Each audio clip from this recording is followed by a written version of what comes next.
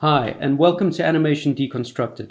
My name is Shaul, and in today's video we're going to go over the basics of keyframing animations in After Effects.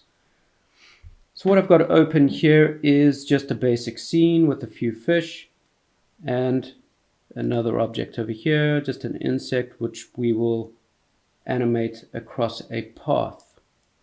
Just going to hide that for now. In order to move objects across the screen, all we need to do is select our object, either drop down this menu and go to the position key, or the scale, or the rotation, and set the timers on. Then move down the timeline. I'm going to go to 2 seconds. And I will just move that across. We can also scale this down over time. I'm not going to rotate this object, so I'm actually just going to go to the beginning here and turn off that stopwatch. And if I press play,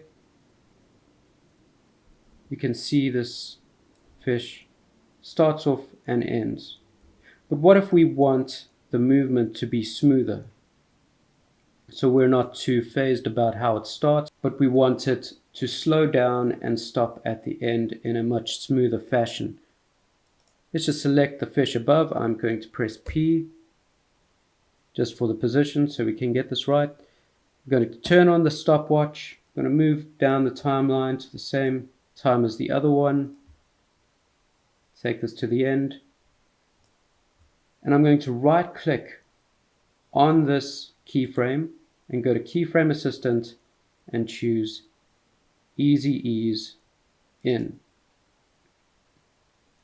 And if we look at this keyframe now, if I just move the playhead away, we can see that there is almost a little hole in here, and this is because we added an easing into this keyframe.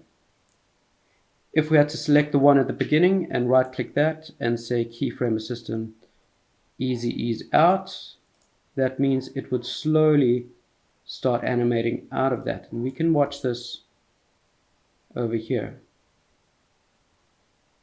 You'll see how much smoother it is.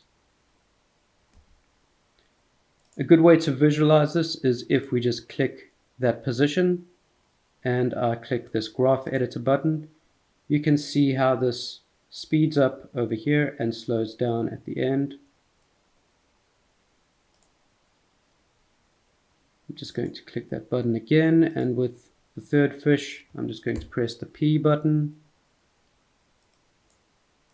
turn the stopwatch on. I'm going to move this to the end. I'm also going to add one right in the middle, and to add another keyframe, we just click this button right over here.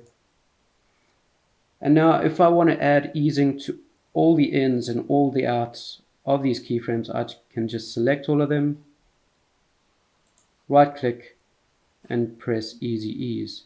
The other way is just hitting the F9 key.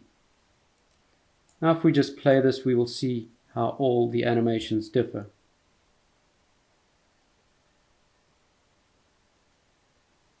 The last thing I want to take a look at is what if we wanted to animate this across a path. So if I had to bring up the position key, I'm just going to press Shift and R. I'm going to move to the beginning. Happy with that position, so I'm going to turn on my stopwatch. I'm going to rotate this so it's looking up. And we would like this to move forward, do a circle, and then go to the top. I'm going to click the rotation button, and we can do this manually just by actually moving forward, taking this, and you will see now that we have some handles here. We can actually adjust this animation. And just like in Illustrator, we can actually add little handles to this. Just Control and Alt will give us those options in After Effects, but this can become quite tedious whilst animating with the object itself. So I'm going to Control Z this. The easiest way to create a path for an object to follow is just to go New, Solid, use our pen tool, going to hide this layer, and with it still selected we can actually still draw a mask, but we can see what we're doing. I'm going to click over here, move it to about here.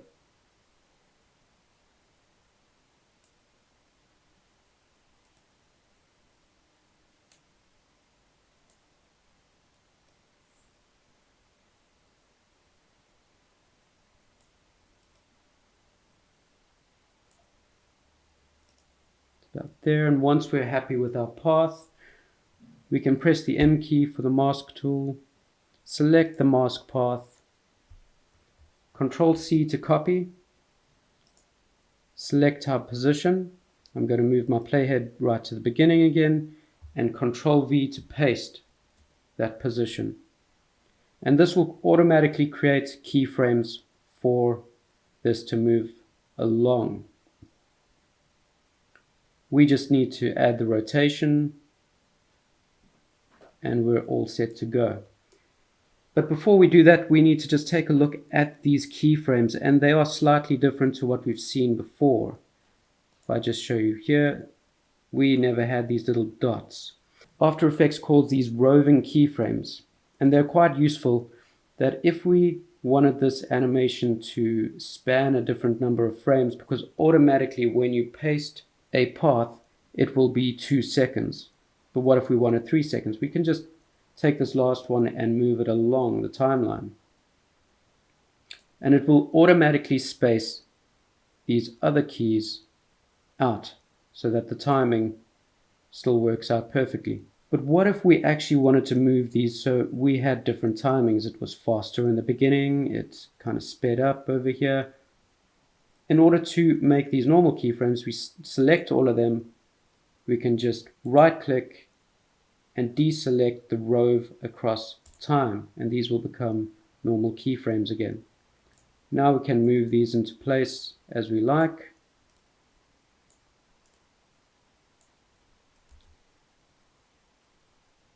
And everything will play smoothly still.